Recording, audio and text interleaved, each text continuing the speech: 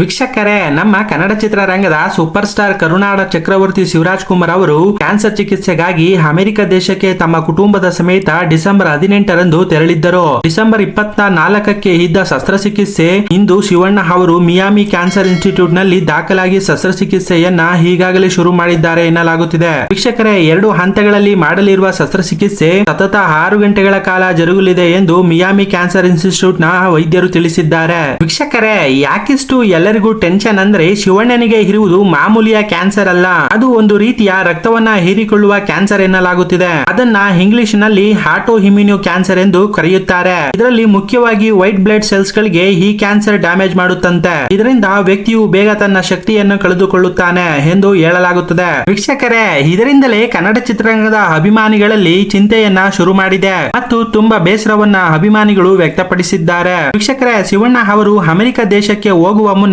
ಒಂದು ರೀತಿಯ ಕ್ಯಾನ್ಸರ್ ಇರುವುದು ಸತ್ಯ ಎಂದು ಬೈರತಿ ರಣಗಲ್ ಸಿನಿಮಾದ ಸಮಯದಲ್ಲಿ ಹೇಳಿಕೊಂಡಿದ್ದರು. ವೀಕ್ಷಕರೇ, ಏಕೆಂದರೆ ಅಭಿಮಾನಿಗಳೇ ನಮ್ಮ ಮನೆಯ ದೇವರುಗಳು, ನಾವು ದೇವರುಗಳ ಹತ್ತಿರ ಯಾವುದನ್ನೇ ಮುಚ್ಚಿಟ್ಟುಕೊಳ್ಳಬಾರದು ಮತ್ತು ಅವರಿಗೆ ಸುಳ್ಳು ಹೇಳಬಾರದು ಮತ್ತು ಅವರಿಗೆ ಯಾವಾಗಲೂ ನಮ್ಮ ಮನೆಯು ಚಿರಋಣಿಯಾಗಿರುತ್ತದೆ ಎಂದು ಭಾವನಾತ್ಮಕವಾಗಿ ಹೇಳಿಕೊಂಡಿದ್ದರು. ಆದರೆ ಯಾವ ರೀತಿಯ ಕ್ಯಾನ್ಸರ್ ಎಂದು ಎಲ್ಲೂ ಹೇಳಿರಲಿಲ್ಲ.